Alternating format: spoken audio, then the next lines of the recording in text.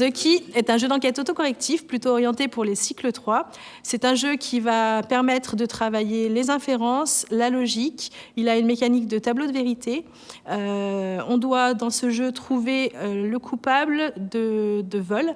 Il y a 3 suspects, 3 objets volés et 3 moyens de fuite. Et on doit arriver à identifier pour chacun les modalités de vol et de fuite.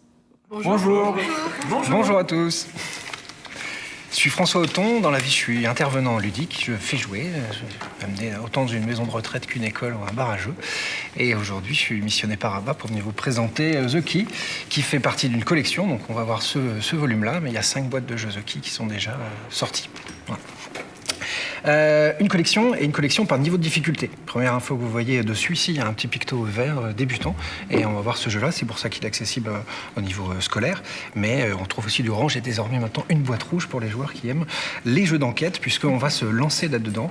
À chaque fois, c'est une triple enquête. Vous allez travailler sur une affaire. 3 vols dans cette boîte-là ont eu lieu et vous allez essayer de les résoudre. Ils ont chacun des caractéristiques spécifiques. Et tout le monde, derrière son écran, essaie, avant les autres, d'avoir retrouvé le fin mot de l'histoire pour pouvoir les mettre en prison. Il faut savoir exactement ce qu'ils ont volé, à quelle heure et par quel moyen de fuite ils ont pu se sauver. Au niveau matériel, ça se met très rapidement en place. Vous voyez, vous jetez presque les cartes sur la table. Il y a un vrac de cartes sur la table. Chaque joueur dispose d'un écran sur lequel on va pouvoir prendre des notes. Du matériel plastifié, on pourra, un Velleda, prendre des notes, principalement des crons et des rois, mais vous êtes libre de prendre des notes sur ces surfaces-là. Et puis, on va mettre une clé au milieu. Le jeu s'appelle The Key parce que c'est ce que Thomas Singh, auteur que vous connaissez peut-être déjà pour The Crew, sera mis inversé en coopération qui est absolument génial, et qui a ici inventé un système d'enquête rejouable. Je précise bien sur ce terme-là parce que les jeux d'enquête ont extrêmement la cote à l'heure actuelle en ce moment, mais beaucoup d'entre eux, une grande partie, au moins la moitié, sont des jeux qu'une fois que vous avez réalisé, c'est fait, vous ne pourrez pas oublier une partie des détails et donc vous ne pourrez pas rejouer. Celui-ci, en fait, ce sera toujours la même histoire, c'est le même scénario, mais par ce système de clés de couleurs, il a inventé une rejouabilité. On va remélanger, rebrasser différentes combinaisons de la résolution en fait, de cette enquête. Et donc en début de partie, j'aurais mis une des clés, il y en a 9 dans la boîte, mais si on place la clé orange au milieu de la table, c'est qu'on va jouer le scénario orange. Et nous, on prétend, parce que vous allez voir que ça va faire des couches d'informations dans votre mémoire, que si vous avez joué ne serait-ce que 3-4 couleurs différentes, vous pourriez rejouer la orange, puisqu'il y a extrêmement peu de chances que vous récupérez les mêmes infos dans le même ordre, vous ne pourrez pas de toute manière mémoriser ce que vous aviez joué il y a de cela quelques parties. Le système de jeu de base est simple, c'est les mêmes dans chaque boîte, mais après, dans chacune d'entre elles, il y a des cartes spécifiques et des manières d'enquêter différentes qui correspondent au niveau de difficulté. Le tour d'un joueur est très simple, au top départ, on démarre tous en même temps, on va prendre une carte de la couleur de la clé. Vous voyez, sur toutes ces cartes, il y a un damier coloré. Si on joue en orange, on va prendre que des cartes qui ont cette couleur-là. Une carte dans ce cas, un carré orange parmi ce damier, et quand j'en prends connaissance, je vais avoir des informations qui sont valables dans ce scénario-là. C'est très important. Une autre carte me donnerait, la couleur orange, me donnerait une information erronée. On joue uniquement avec ça. Vous pourriez tout à fait simplifier le paquet en disant on va jouer du orange et j'enlève toutes les cartes qui ne sont pas orange pour enlever ce paramètre en fait, de difficulté parmi les joueurs. Donc il y a de la fouille. Je cherche quelque chose, je prends l'information et je vais lire ou découvrir au dos l'information que ça me donne et je vais prendre des notes là-dessus. C'est là que mon écran est important. Vous avez devant vous des écrans pour comprendre. Je vais à un moment donné peut-être apprendre que dans le dossier numéro 1, vous voyez que vous avez le dossier numéro 1, 2 et 3 qui ont chacun eu lieu à un horaire précis, 1h, 2h ou 4h du matin. Dans le dossier numéro 1, j'apprends peut-être que ça n'est pas l'homme au chapeau. D'accord ? Donc je peux très bien venir mettre une croix, puisque la carte m'a donné une info, et ça n'est pas l'homme au chapeau dans le dossier numéro 1. Je raye. Et puis, plus tard, je vais apprendre que c'est la dame qui a agi dans le dossier numéro 2, donc je peux tout à fait l'entourer, vous imaginez, et donc, par déduction facile, mettre des croix, puisque je vous ai dit que tout est unique dans chaque dossier, je peux venir mettre des croix dans les autres dossiers 1 et 3, puisque ce n'est donc pas la vieille dame qui a commis le vol. Et donc, même si aucune carte ne me l'a appris, j'ai ici, en fait, dans le dossier numéro 1, je sais que c'était pas l'homme au chapeau, par déduction, j'ai appris que ce n'était pas la dame, c'est donc le jeune homme que je vais pouvoir entourer dessus. Ces éléments de déduction, capter de l'information, remplir mon tableau et en déduire une information supplémentaire, c'est un des grands axes d'atout en fait, de ce jeu. Le travail de déduction, en plus de la lecture, l'analyse, l'observation des mécanismes que je vais vous présenter par la suite. On résout les 3 en même temps. On résout cette triple affaire. Vous devez, avant tout le monde, et si possible, évidemment, sans vous tromper, puisque le travail de police, on n'a pas le droit à l'erreur, trouver dans chaque dossier qui a fait quoi, à quelle heure et quel mode de fuite il a utilisé. On sait que les 3 sont coupables, que les 3 objets ont été volés. Exactement. Tous les 3 trois. Les cartes Ouais. ont des valeurs différentes. Ouais. C'est ça, en fait. Il y a les numéros sur les cartes. Alors, sur les cartes, vous allez donc avoir plusieurs informations. Le chiffre qui est ici, un 2, un 3 ou un 4 points dessus, c'est le poids de l'information dans l'enquête. On joue au prestige, c'est-à-dire que quand je vais prendre une carte à 2 points, elle va me donner une info 50-50. Ça n'est pas une femme qui agit dans le dossier numéro 2, par exemple. Bon, c'est un des 2 hommes. Et alors qu'une information à 4 points va me donner une info beaucoup plus précise. Et donc là, je vais sûrement pouvoir mettre un rond directement quelque part et donc 2 croix, a priori, à côté. Mais à la fin, quand on aura a priori tous fini, on aura une version, on va résoudre, et il faudra être parmi ceux qui ont bon la personne qui a accumulé le moins de points d'enquête. À la Sherlock Holmes, on cherche le prestige parmi les enquêteurs, celui qui a avec le moins d'informations et donc le plus de travail de recoupement et de déduction aura abouti à une solution totale. Donc, et sur les cartes, il y a aussi des indices sur le type d'indice que tu vas trouver. Les pictos que vous voyez ici en dessous, vous les retrouvez sur le côté et en haut sur votre paravent. On a la ligne des personnages, des suspects, on a la ligne des objets volés et la ligne des moyens de fuite. On a aussi, j'ai parlé du dossier numéro 1, 2 ou 3 et des horaires. Ces pictos, vous pouvez les retrouver sur ces cartes-là. Parce qu'à un moment donné, si j'ai déjà trouvé tous mes suspects, dans ma fouille, ce serait intéressant de venir chercher une carte qui ne va pas me donner une nouvelle info sur les suspects parce que je pourrais apprendre un truc que je sais déjà. Et donc, dans le travail de fouille, à un moment donné, je cherche quelque chose qui parle dans le dossier orange, dans une partie orange, qui me parle de la fuite. Et donc, peut-être que cette carte-là pourrait m'intéresser. Okay. Donc, travail d'analyse par rapport à nos besoins, essayer d'y répondre via la recherche des pictos. Et puis pour finir, les dessins que vous voyez en haut des cartes. Dans toutes les boîtes The Key, il y a toujours des cartes avec 2 yeux. Ce qu'on voit ici, c'est une carte à texte, parce qu'on y voit ici un témoin qui nous dit quelque chose. C'est toujours quelque chose à lire. Ça, on trouve ça dans toutes les boîtes. Les autres cartes spécifiques ne sont valables que dans cette boîte-ci. Et donc, on y trouve différentes choses. Vous avez, depuis le début, je vous ai parlé d'un écran. Sur cet écran, vous y voyez nos 3 personnages et vous avez une information déjà qui nous parle de la taille. D'accord. On a tous reçu un livret d'enquête qu'il faut ouvrir, sur lequel il y a, et le dossier est spécifique à cette boîte-là, à ce scénario-là, plein de choses différentes. Vous aurez aussi leur sexe et leur âge qui va être indiqué. Vous avez des empreintes digitales. On va retrouver évidemment des cartes qui font appel. Et puis au dos, au moment de leur arrestation, ils ont été pris avec un sac. Ils avaient des effets personnels dans lesquels on va retrouver des choses. Et donc, les cartes qui sont là vont interagir avec ce dossier de manière, en fait, à essayer de retrouver des informations. Par exemple, une carte avec le picto caméra. Il y avait des caméras de sécurité. Alors, c'est pas vraiment de la dernière génération. Je vais vous donner quelques cartes que vous puissiez voir, parce que les images, elles sont quand même un peu pixelisées. Mais au milieu de ces pixels, si vous regardez bien, il y a un bout de dessin qui est clair. Lui est bien précis. D'accord ? Et donc, on pourra revenir prendre dans le dossier, ici, on a les photos noires et blancs des personnages, et on va essayer de retrouver à qui appartient ce petit bout d'illustration précise. Sachant que vous connaissez l'heure. Sur la carte, j'ai l'heure, on sait qu'on parle du crime de 4 heures du matin. D'accord ? Quand j'aurai retrouvé ça, là, a priori, si je ne me suis pas trompé, je pourrais mettre un rond directement dans le dossier de 4 heures du matin. On trouve un autre type de carte ici. Vous voyez, les scellés dans les affaires de police, quand ils trouvent un truc sur le lieu de la scène du crime, hop, prennent un sachet zip et ils vont mettre la carte dedans. Et on a donc sur ces cartes-là une information. Par exemple, un crayon a été retrouvé à côté ici de la combinaison de plongée. Et donc, ce crayon-là, mais regardez bien les affaires. Attention, ils ont tous un crayon, mais pas exactement les mêmes. Il y a des clés qui se ressemblent, ils ont tous un couteau suisse, mais pas exactement les mêmes. Donc là, il va falloir bien vérifier, en fait, les dessins, que ce soit vraiment de similitude exacte, parce qu'ils ont mis des pièges. Il y a des choses qui se ressemblent et qui risquent de vous mettre sur une fausse piste. Et puis, on a des cartes d'empreintes digitales qu'on avait vues donc, dans le dossier. Et donc, les cartes d'empreintes digitales, je sais que sur cet objet qui avait été volé, ont été retrouvées ces empreintes-là. Donc là, on est dans une boîte de débutants. C'est de la similitude parfaite. Évidemment, tout se ressemble dans les empreintes digitales, mais il y a des petits traits, des différences. Vous devrez retrouver qui a posé ses mains sur l'éléphant. Wow. D'accord. À un moment donné, nos joueurs auront donc rempli, grâce à toutes ces informations-là, le plateau qui est ici. Alors là, je vous ai pas montré toutes les cartes spéciales, mais dans les cartes à texte, on vous parlera de choses d'âge, plus que, moins que. Il y a plein de manières d'aborder, de manière écrite, de recoupement d'informations.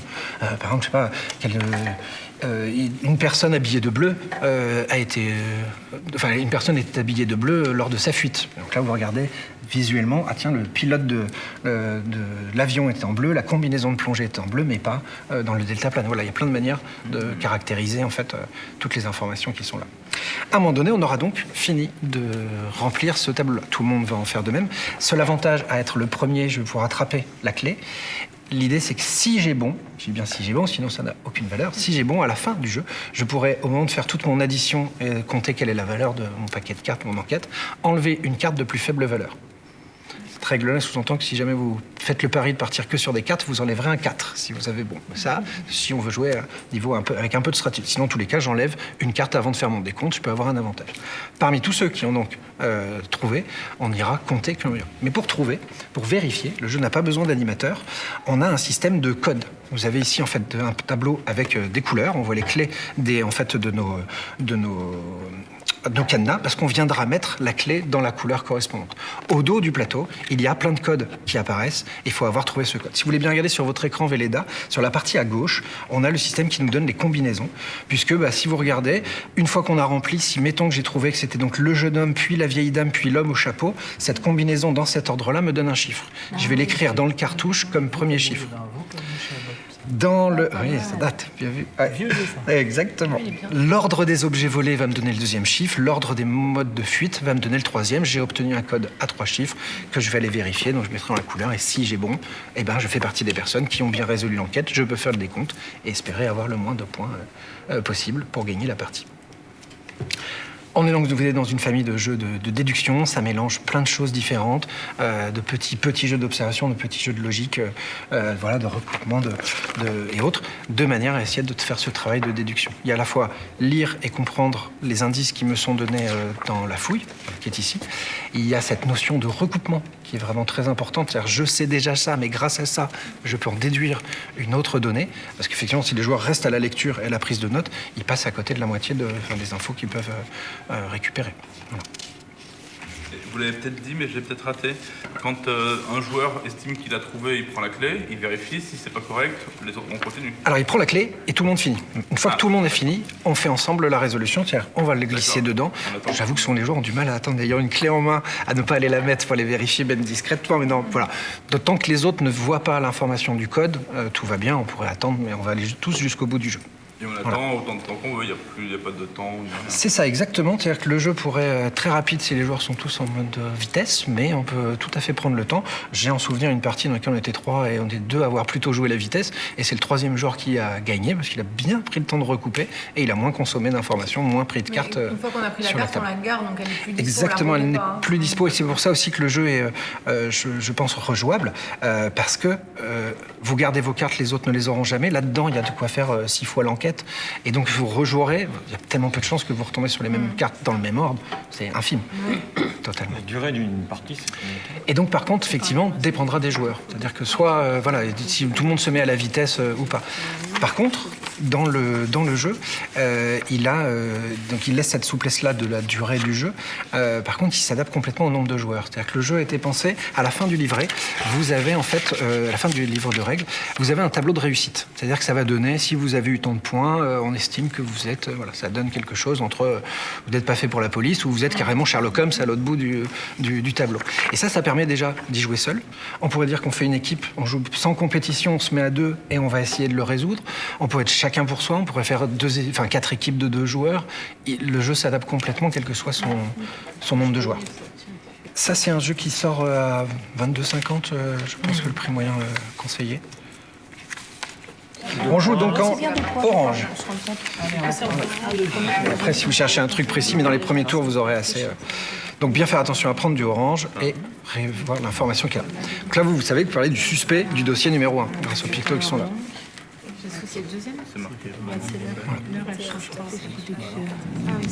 Il est tout à fait possible qu'une info, vous ne puissiez pas tout de suite en déduire quelque chose.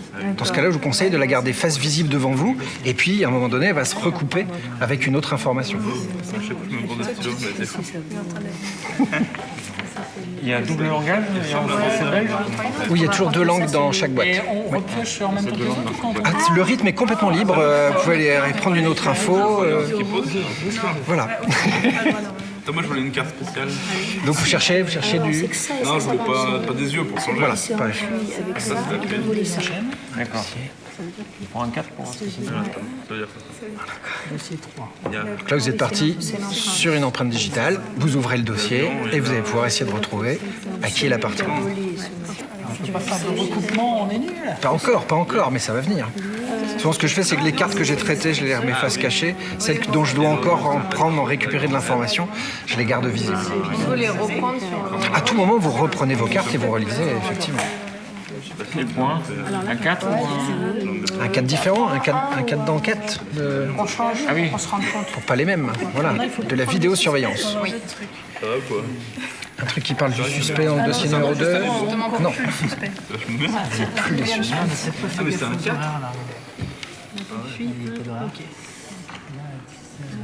Non, ça, c'est pas l'horaire. C'est moi les marrons.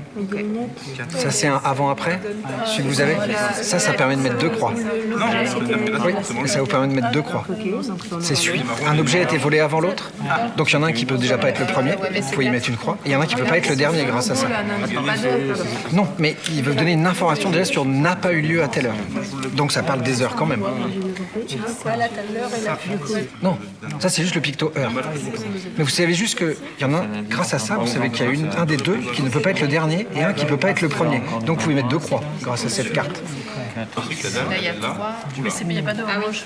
On sait que c'est pas ça non plus. Là, t'as l'objet avec le personnage. Un diamant. Ah, c'est là, elle est super. J'ai même montré des trucs qui paraissent. Parce que grâce à d'autres infos. Là, vous venez de recouper. Coupé 2 infos. Séparément, ils avaient peu de valeur et ensemble, ça remplit plein de choses. C'est lent, ça. C'est lent. Ah, mais. Non, ça peut être lui. C'est dans le plan, donc ça peut être lui ou lui. Pour l'instant. D'accord. Ça, je sais pas comment on va le noter ça. Allez, on prend un 4. Le moyen de prix, ça va être utile. Pourquoi tu Pardon. C'est l'eau. On va rejeter un indice s'il ne nous sert pas. Vous avez appris quelque chose que vous saviez déjà? Oui. Non, pas quelque chose. Oui. C'est 4 points. Allez, ça pèse 4 points dans l'enquête. Il va falloir être premier pour pouvoir enlever des points. Ah oui, c'est pas un jeu de course.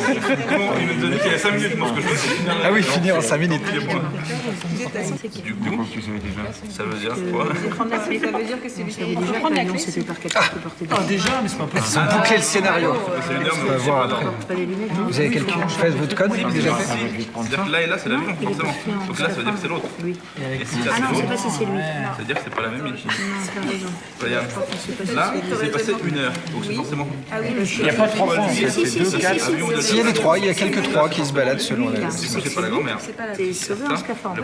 Ça, on le sait. On ne sait pas si c'est l'enquête 2 ou l'enquête 3. Et là, c'est pour séduire. Donc on Si savait on veut déjà ça, le coup des J'essaye de trouver un 3. il va vraiment, c'est le 2, c'est peut-être pas bien. Sinon, on prend 4. On a mis 19 de trucs. Allez, bonne 19, enquête. c'est bien. Qu'est-ce qu'il dit le dossier? un bout de colle. 19 points, extraordinaire. Ton chef est époustouflé et tous les malfaiteurs redoutent ton talent de détective. Elle joue au niveau 5. Ah, ça y est, bonne mission. Elle a 1 heure, bah oui, on le sait. Donc évidemment, c'est un jeu qui a un spectre de joueurs très large. Des enfants de 8 ans accompagnés au début pourront. Le masque, Voilà, c'est ça. à 1 heure. Mais quand je fais jeu du grand public, voilà, il y a des familles qui se confrontent à ça et qui ne sont pas habituées aux jeux de logique, jeux d'enquête, recoupement d'informations et qui peuvent avoir du mal là-dessus. Vraiment, il va d'enfant à maison de retraite. Voilà. Simplement, dans les 2 boîtes 8 ans, ont des thématiques. On parle que de vol, de sabotage. Le meurtre apparaît dans une boîte 10 ans, quand même pour aborder le thème. Bon, on n'a pas gagné, mais presque. ok. Il nous manque juste le mode de... C'est bon. Est-ce que quelqu'un a trouvé toutes les solutions? Ouais, là, et là. Non. Allez-y. Bon, d'accord, on est nuls. Ok, pas trouvé. Ah, Nous, ce non, qu'on a nos cartes, Ça dépend aussi de ton tirage quand même. nos cartes de tirage réitéraient chaque fois On a eu les 4 fois la même info. informations. Oui, moi, ah, mais vous avez mal choisi, il fallait bien choisir C'est ça, le le type Mode de d'indice. fuite. Ah, mais tu peux quand même avoir une info qui est Non, on a déjà Doucement, bien bien choisi, on Ah, fait vous qu'à pourriez savoir. continuer avec des 4 points juste pour le fun de finir.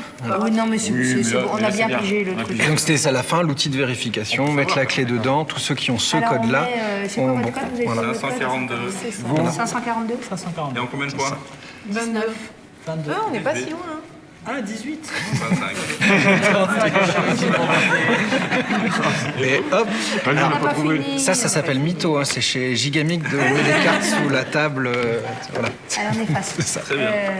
Ok, Donc voilà, donc c'est ces notions, cette rejouabilité. Et puis après, s'il y a un intérêt à la collection... En fait, même si c'est pas la course, t'as envie de faire la course quand même. Oui. Pour prendre la clé. Tu peux faire une partie en 15 minutes. Il y a des questions de caractère. J'ai vraiment vu des joueurs qui... Ça ne les affecte pas que les autres soient dans la course à côté, et que certains volontairement prennent bien le temps de bien faire. Et voilà, ça s'exprime. Après, avec elle, c'est stressant, parce qu'on sait qu'elle va finir la première et qu'en plus, ce sera juste avec d'autres joueurs. On a nos chances. Putain. Ça rappelle-moi de la pousser dans l'escalier. Ok. Vous avez des questions sur le jeu? C'est la 6e boîte. Malou a été poussée dans l'escalier. C'est ça. Est-ce que vous avez des Meurtre, questions sur théâtre le de jeu? partage. Moi, c'est pas vraiment une question, mais on retrouve bien le principe qu'on fait souvent à l'école des problèmes à double entrée. Ouais. Et du coup, mais sauf qu'on a tout le côté matériel. On oublie que c'est un tableau à double entrée, alors qu'au final, on fait ce type de raisonnement derrière. Donc c'est intéressant. Et la diversité des indices, c'est sympa. Ouais, Avec, ça c'est important. les empreintes digitales, Oui, la protection. l'heure. Moi, j'aime bien la lecture de l'heure. Non, c'est ça. Puis je vous dis, et donc les cartes spéciales qu'on a vues ne sont que dans cette boîte-là. Donc par exemple, la boîte qui a lieu qui se passe en fait dans un golf, il y a des calculs en temps. Donc arrivé à 10 ans, on peut commencer à calculer en base de 60. Et donc il y a un lieu, 15 minutes de là à là, 10 minutes de là à là. S'il a été vu à telle heure, est-ce qu'il peut être à telle autre heure pour commettre son crime? On calcule les additions de minutes. Voilà, chaque boîte a vraiment des choses différentes. Il y a l'utilisation d'un miroir pour voir de l'image inversée, une semelle. Si j'ai la photo de la semelle ou la chaussure, elle a fait l'image dans l'autre sens. Donc voilà, chaque boîte a vraiment ses manières d'enquêter. J'ai une petite question juste par rapport au niveau, du coup, vous sauriez dire à peu près les tranches d'âge selon le niveau de la boîte? Alors je pense qu'ils ont créé, par expérimentation, je pense qu'ils ont créé le code 3 couleurs avant que les 5 boîtes soient faites. Puisque je dirais vraiment que c'est la plus simple et que l'autre boîte verte est très légèrement... Enfin les 5, en fait, je leur donnerai un ordre. Genre, une fois maintenant qu'elles sont sorties, je les classerai toutes les 5. Ça, c'est vraiment la plus accessible pour moi. On y découvre vraiment le mécanisme général en fait, de The Key. Alors que la deuxième boîte verte pourra aborder par la suite, voilà, un petit peu plus dur. Mais tout elle serait enfant quand même le niveau 3, ce serait encore les 12 ans? Non, les rouges, je pense que le rouge c'est... C'est ça que je voulais savoir, c'est adulte. Ouais, et rouge, voire adulte et famille de joueurs. Enfin, culture de jeu d'enquête. Clairement, dans la boîte rouge, c'est une double enquête. Voilà. Ouais, ça c'est pour les joueurs. Merci, l'heure du pitch arrive pour vous. Ça marche. Voici le jeu The Key, un jeu de Thomas Singh, illustré par Tim Grabbing, qui est édité par ABBA. C'est un jeu d'enquête dans lequel chaque joueur va avoir son écran, va fouiller dans les cartes pour récupérer plein d'informations et essayer de résoudre avant tout le monde cette triple affaire. 3 vols ont eu lieu dans la Villa Clifford et on va devoir retrouver qui a volé quoi et comment est-ce qu'il s'est enfui. C'est un jeu de déduction, d'analyse, de recherche d'informations et il faut avoir la bonne réponse à la fin du jeu. Le troisième jeu qu'on a choisi de récompenser, c'est The Key.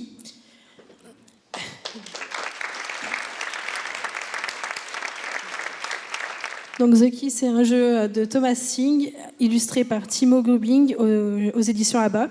C'est un jeu de déduction avec une mécanique de tableau de vérité. Il est autocorrectif. On a un système dans lequel on a une triple enquête. On doit identifier donc le voleur, l'objet volé et le moyen d'évasion du voleur. Ça permet de travailler la logique, les inférences. Ça peut se jouer en solo ou en coopératif. On souligne aussi qu'il y a 5 jeux dans cette gamme et les 2 premiers sont utilisables en classe. Voilà.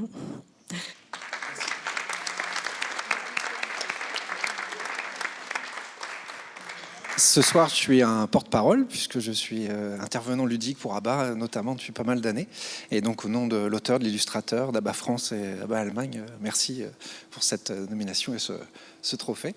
Et en tant qu'intervenant depuis pas mal d'années dans le milieu de l'animation et notamment dans le milieu scolaire, merci pour le boulot que vous faites.